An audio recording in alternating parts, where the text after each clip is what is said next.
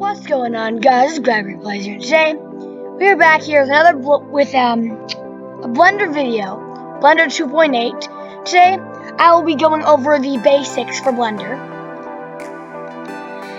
It's because I released a video about my fun with Ragdolls Blender rig, and some of you may not know much about Blender, so here is a quick sort of overview.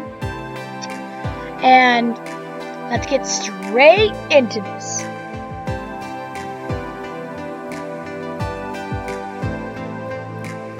So first thing we gotta do is we're gonna learn about the cube. See, to move an well, let's start with the basics. Press G. You can left click on an object to select it. Press G to move it around. Press Alt G to move it to its original location. You can press R to rotate it on the local axis. Press Alt R to clear rotation. You can press RX to rotate it on the x-axis. Alt RY to rotate it on the y-axis. And RZ to rotate it on the z-axis. You can do the same thing with grab. G plus X, G plus Y, and G plus Z. For some very funny reason, the Z-axis is up instead of Y.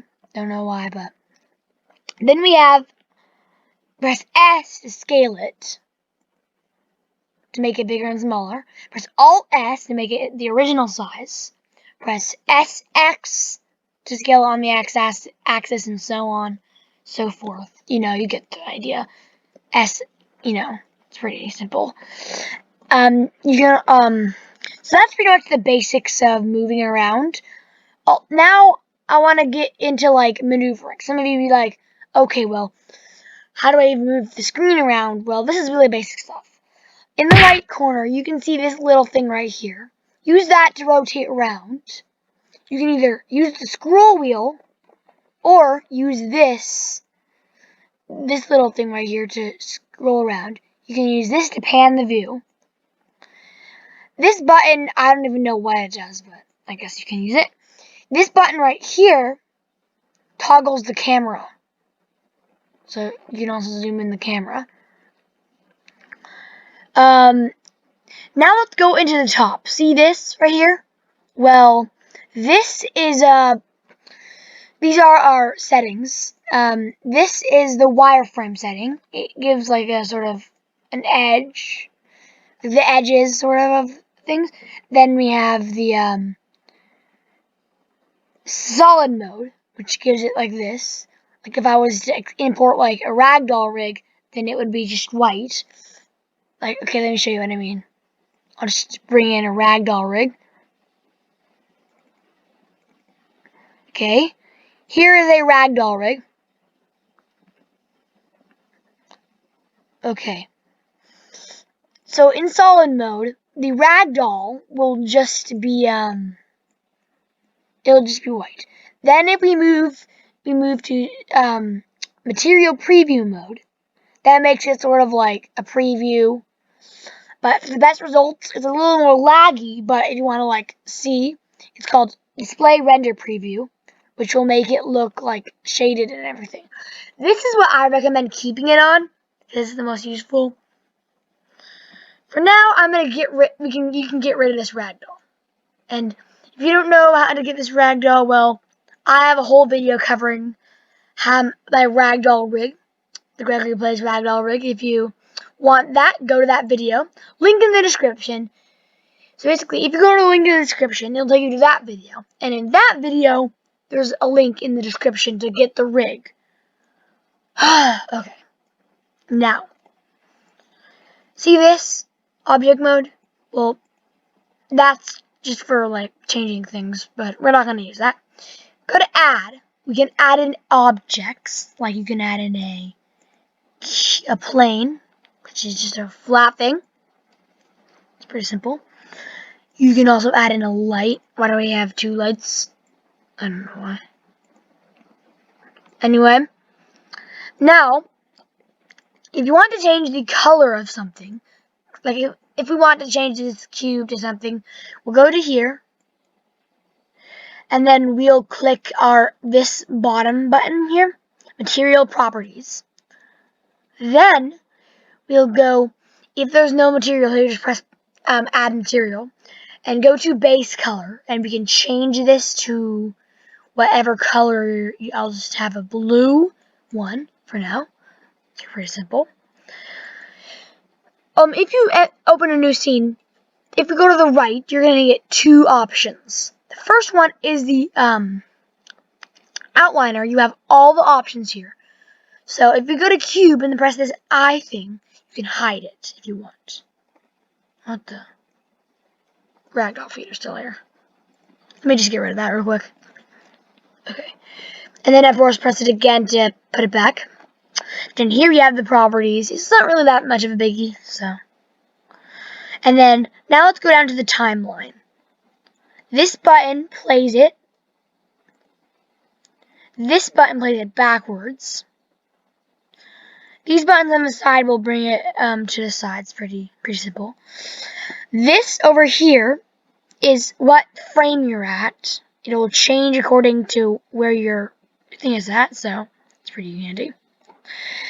This is the start, so if you want to add, so right now the animation will go up to 250 frames. If you want, you can change that to 100, and now see its starter. So that's good. I'm gonna leave it at 250 for now. So that's okay. Now let's move on to okay, keyframing. This is a biggie.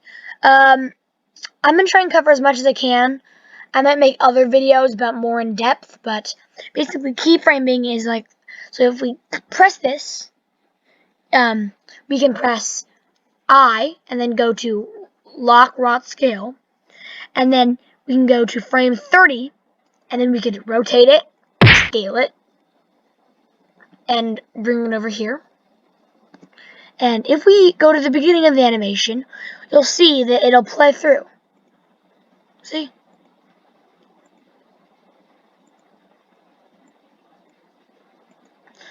Of course, this is going to be only in-depth. I'm not going to teach you guys how to make a whole animation. For now, I'm just going to, so that's the basics of keyframing. Of course, if you put a keyframe that you don't, like, say you're going to do this, and then change this to, and then go to here, and then go to here, but you actually put it in the wrong space, you can click on the keyframe, and then press delete. Oh, whoops. No, go here, press delete keyframes. If you want to delete multiple keyframes, you can either do B for box select, or you can just click it, and then shift click it, and then you can delete it. So that's pretty simple. That's basically just the basics of Blender.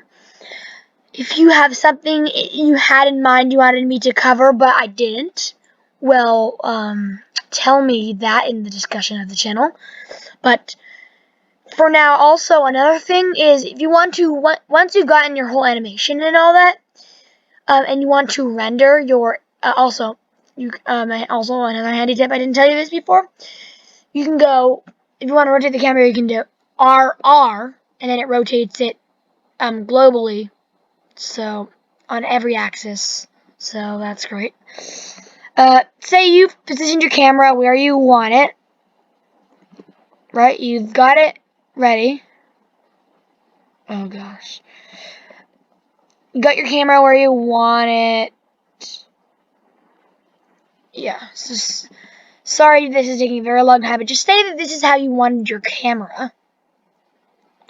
And you want to get your image. Go to render, and then press render image. Here we go. It's probably not going to show, but just press render image, and then it'll show you your image. And then remember, do the whole animation, do render animation.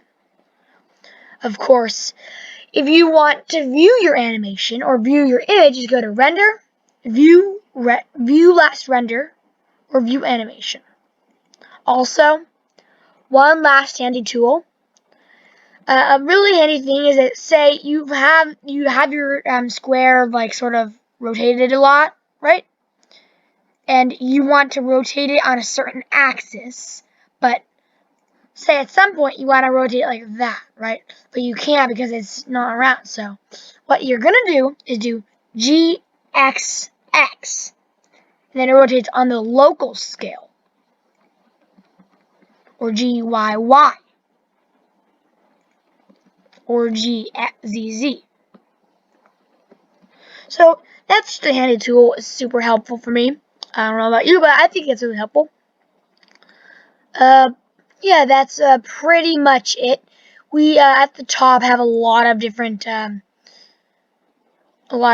things like this, but for now, I'm just going to stick to the layout tab at the top because that's just what works out the most.